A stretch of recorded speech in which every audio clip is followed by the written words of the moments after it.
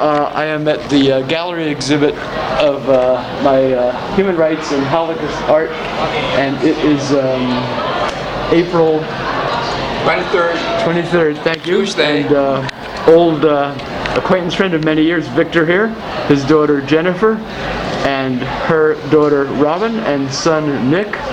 And they asked me to talk about Smiling Man with Single Wing, which is Under the Wings of God number 25, drawing from 1994.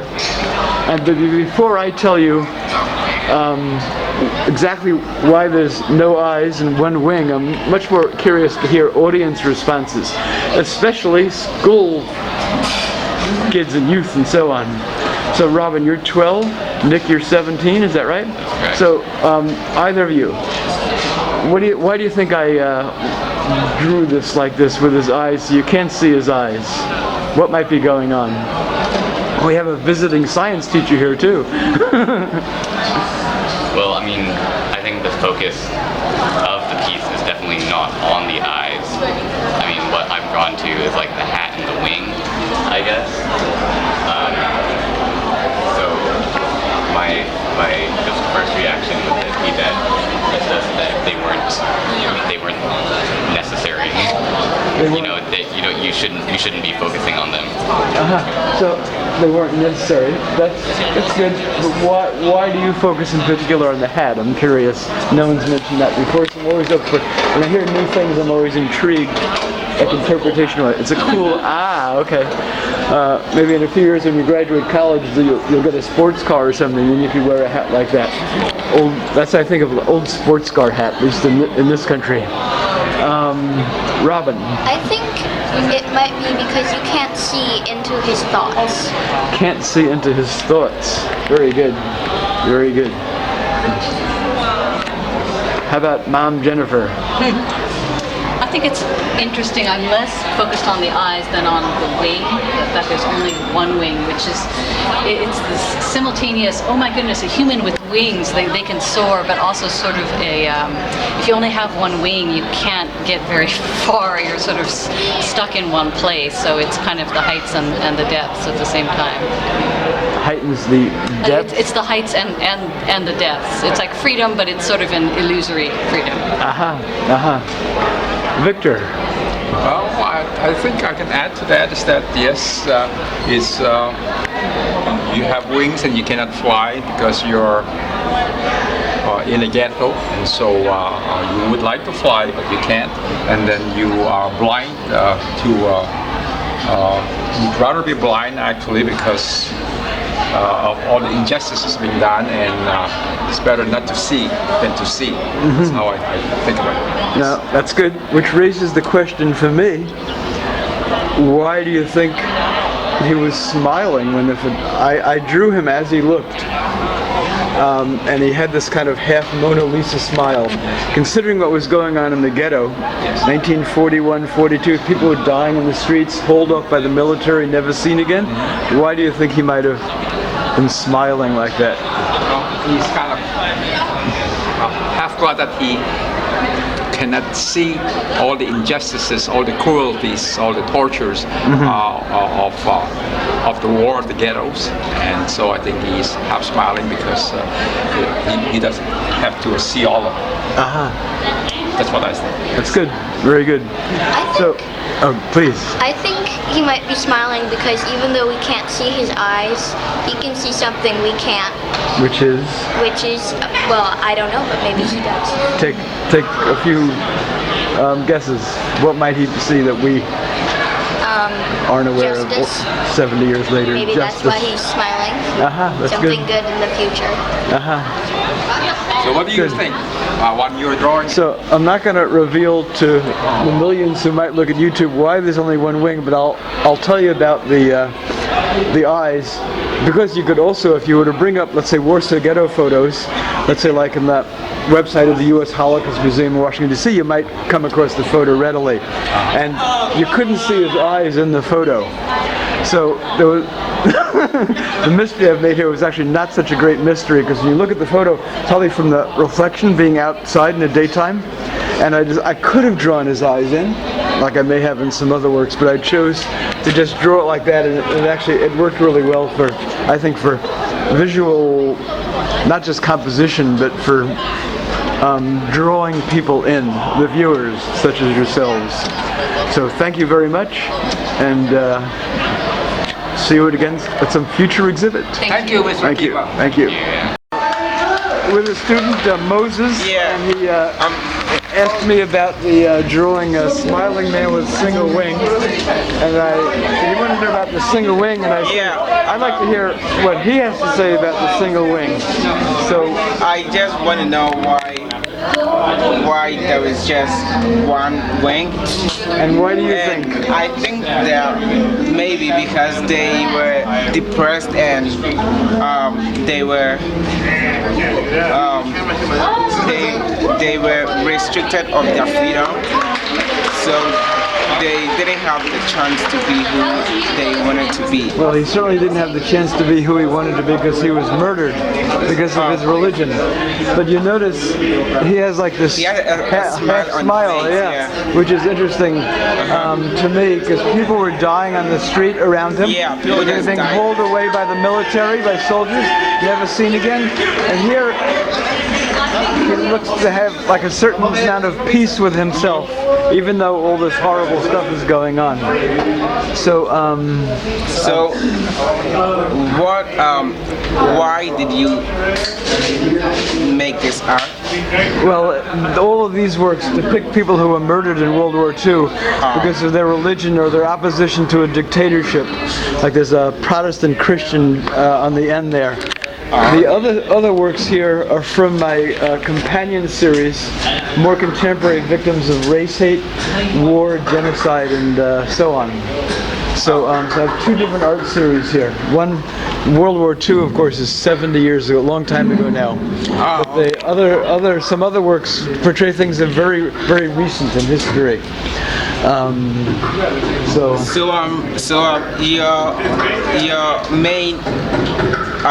Your main reason for making this art, this tolerance education, is towards discrimination.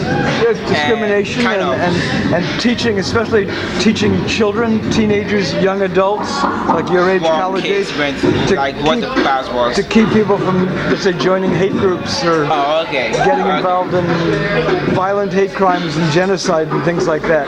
So there's idealism with it, but it's important because there's so many conflicts going on in the world right now, you know? Yeah. So, I get it. Thank you very much. Thank you, Moses. Okay, nice to meet you. Good to meet you. Yes. It's not really a question, but I guess you've just kind of named I guess my favorite thing about your work, I think, which is that you clearly have the technical skill to do like a really formal kind of classical drawing. Like you could just take the photo and then draw it, but you've taken it in a much more, I think, artistic and creative way. Well, thanks. I don't know if I could draw classically. If you look, the most famous artist of the 20th century, Pablo Picasso, people, when they think of him, they usually think of all these abstract, cubist type, whatever, things that are very difficult to understand for some people. But if you look at the drawings he was doing when he was a teenager, he was drawing like a Renaissance draftsman. Those beautiful renderings that I could never do, like tonal, you know. I can work fine with like lines and dots and dashes and things. It's but I'm flattered nonetheless at what you said. I and then just appreciate putting it. your own imagery in it that you've picked up from other places that puts your character within it. I think it's really cool. Well, thanks. Well, let me know when you both get hired to the Metropolitan Museum in New York and start curating exhibits. I'll be happy to accept. And I guess part of what I mean is like my grandfather is a painter, and to me he approaches it in kind of a strict fashion. Like I'm just going to paint this boat, and then I'll put the matting around it, and then I'll put the frame around it, and then I'll hang it up. But you'll do this triangular frame that I'm assuming you made. You do the mosaics. So I really like how even though you have a style, it's always you can tell it's the same artist, but it's always changing and moving forward. Thanks. I take that as a compliment also. Yeah. I'm going to turn with the Robert Desnos drawing. Well, I was captivated by the title, Sorrows of Love, which you explained, sorrows of love and the intolerable absence of powerful emotions, la pathétique. I never knew what la pathétique actually meant. I only knew the word from music. I played it as a child in Tacoma, and it was sort of powerful, emotional music. But Tchaikovsky, or who did la pathétique? it was Chopin, I think. Huh. You better be careful. Dear. Maybe it was Rachmaninoff. I don't know. But to see this explanation and of course this incredible work, the thought you put into these is incredible. Thanks. Do you recognize what this is here? From Chinatown? Nope. Guess again. No then. But don't look at the label signage. Oh, that's cheating. Well, everything here is sort of On the French? Mont Lake Bridge. That's it. The Mont Lake Bridge? Elko got it. Mont I Lake live Bridge. near the Mont Lake Bridge. Oh, okay. This here was drawn, you know where all those mothballed fishing boats are up in Ballard? Okay, right. Well, I guess there's some working fishing boats there. This is from a shell. This is from an old French stamp. This from a sketch from a bus or train when I was living in Aberdeen, Scotland, like 26 years ago. This from some Florida. flower I got around here when I was working on it. This is my imagination, kind of like, you know, I don't like where the wild things are. And Looks like Dubuffet. And that's the foxtail. I don't remember where I got this from. There must be some music called the Tale of the Fox. And this also from my imagination. Yeah, and what's interesting is the content of his life and the way he is seated in this chair, seemingly, relaxed is not the word. Contemplative or asleep. Yeah. So the fact that he was the restfulness of that pose versus his fate, So so when I think of him as a surrealist poet, and I've read a number of his poems. To me, surrealist poetry brings up dream states or dreaminess, which is why it was instead of these are kind of like wings of a sort, but it's all. You could develop it if somebody would give you a grant for $20,000.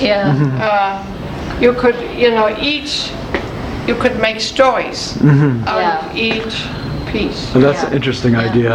It is an interesting, to really, from an artistic point of view, but also related to the content, which would be fascinating. Because when we look at things, we don't always pay attention to all those details, and it's good to be drawn into it. Yes, that's. Greetings. It is April 23rd, 2013. I'm the artist, and I'm with Peter Titcomb, science teacher at Billings Middle School in Seattle. And we're at the Seattle Central Community College exhibit of my selected Holocaust and human rights artwork. And Mr. Titcomb was interested to say a few words. This piece draw your interest in particular. Well, what I've in many of your Wings of God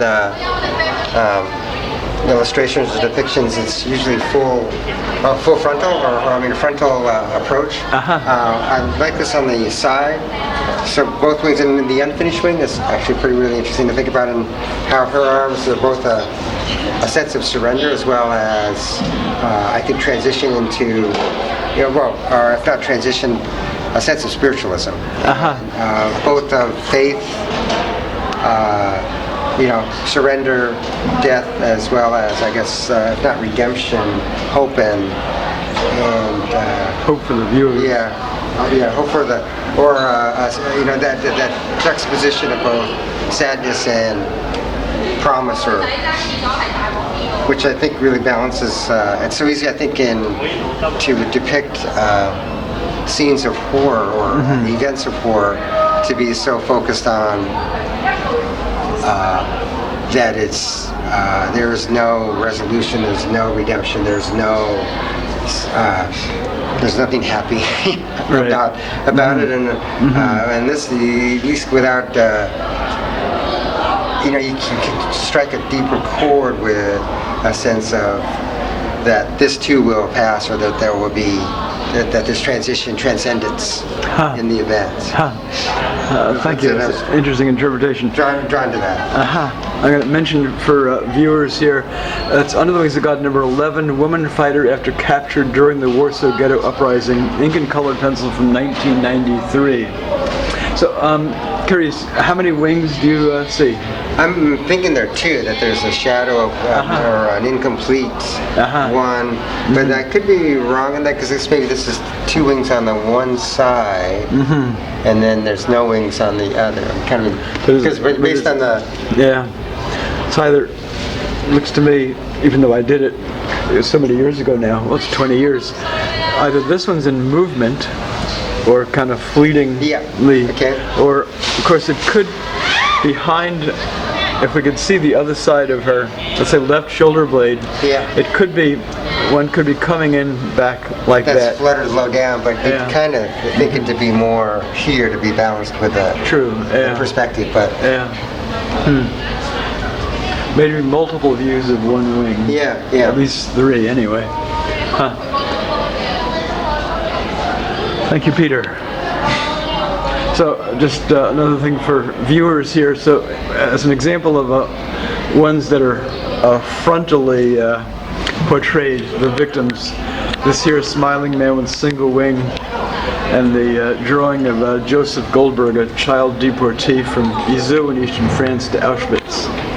There you have it. And get some extra credit and opt out of one of their assignments if they went to see them. So I had about 20 students went down, and they were really impressed, and then I invited him to come to school and to speak to my honors class. Well, they were so impressed with him that I invited him to stay all day, and I don't think you've given 5 lectures in a row since then. But he did. And afterwards, I had my students write essays about him. And so I thought much more appropriate than me saying anything else is for you to hear the quotes from some of my students. And so I'm quoting, "The presentation made me realize the victims of the Holocaust were killed out of hate, prejudice, and fear. The pictures from My Brother's Keeper and Mr. Sagan's drawings retell the victims' stories, and I learned that they were just like me. Ordinary people living their lives." Another one says, "The illustrations show the strength of the people, the fear and the shame, and the pure misery of their lives." Still another, "The ink drawings are unusual. It was interesting to see why the artist put 2 wings on some people and 1 wing on others. The wings are taking the place of people's spirits, I think. The real bird's wings on Mr. Sagan's line drawings represent to me that these Jewish people who died live on in spirit." Mr. Sagan's drawings seem to show the personalities of the victims and help us remember that they were once living and breathing human beings. I can only imagine how the Jewish people felt at the time. The looks on some faces are sad, and some are looking you right in the eye. Others stare out at us with a completely innocent look on their face. Some characters seem hopeful, but most of them seem to understand their fate. Prejudice and violence sent them to their graves. To sum it all up, one student wrote, "I am glad that I have had the opportunity to study the Holocaust in my English class. I am also glad that I saw the pictures and listened to the stories of the lives of the people. The drawings and paintings made the history of the Holocaust real to me. They helped me change. I will try my best to be more loving and kind and compassionate." And I think that's the secret of Akiva's drawings, is when you change the lives of people, you've really made a difference in the world. And for my students and for me, I really want to say thank you. Thank you. Yes. Thank you. A muralist painter who I first met in 1976 on a visit to Seattle now. He's instructing at Seattle Central Community College Art Department. Just came in to see the exhibitors were setting it up. Right. You're both old as dirt now. That's great. So what I like about this is this combination of drawing, stippling, hatching, cross-hatching mixes so well with the elements that you have in here of the mosaic tile. But they really, to me, I just keep thinking they need a permanent home, someplace where they will not fall over, and that where you don't have to carry them around. That's and good I just point. wished I would have thought of something like this. That's how I would do it. I had a lot of fun doing murals, but this looks like a better way. These will outlast most things. I hope so. Thank you, Don. You're welcome. Okay. Find that again. Wow, so that was a picture.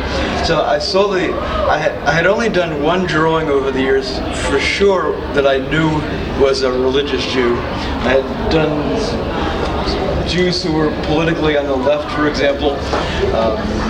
Like the one over here, the Italian Jewish resistance hero. He was an anti-fascist intellectual and communist in Italy.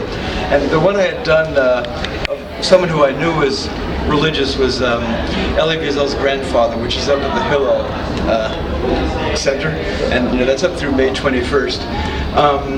And I saw this photograph in this book I had bought at Yad Vashem, Pictorial History of the Holocaust, almost entirely photographs. And talk about jaw-dropping. And every time I look at it, still, months later, a couple of years later, I'm just astonished at what's going on.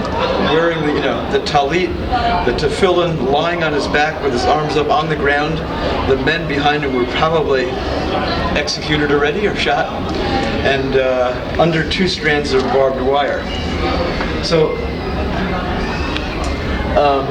there's the upper barbed wire, and this was done over, I forget, maybe a year and a half, 2 years worth of time, during which time I'd been teaching in Scotland each winter or spring in schools, and overlapping some of that time period, in a town in northeast Scotland, a friend took me on a beach walk where there's all these British Army anti-Nazi, anti-tank fortifications in the sand dunes.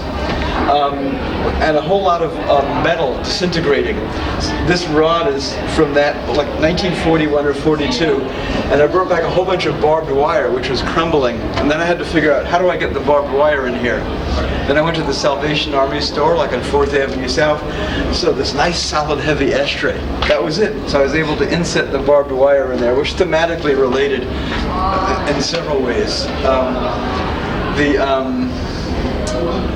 The menorah was from, I have a book called Time of Stones, which is black and white Polish Jewish gravestones, but published in Poland around 1983. And another book, Wooden Synagogues. I've used both of these books. Wooden Synagogues book, I don't know, and it's out of print. Seattle Public Library has one. In the 1920s and 30s, Polish, Jewish, and Catholic, I believe, architectural historians had gone around doing architectural renderings, drawings, and photographing all these wooden synagogues, all of which were burned to the ground by the Nazis after they invaded Poland and Lithuania, sometimes with the town Jews inside them. And they had just wonderful frescoes and all this incredible architecture, furniture, and everything else. So sometimes it's some of this imagery, which is all abstracted, is my interpretations of black and white images from, let's say, the frescoes in these old synagogues, or from the Polish Jewish gravestones books. All no figurative, but a whole lot of birds, insects, plants, animals, I don't know, lions and what have you show up. This plant form and this here, I copied from drawings I had done myself on walks around Jerusalem in one of my teaching trips a few years ago. You're plagiarizing from yourself. Why not? The bird at the lower left, a Muscovy duck, which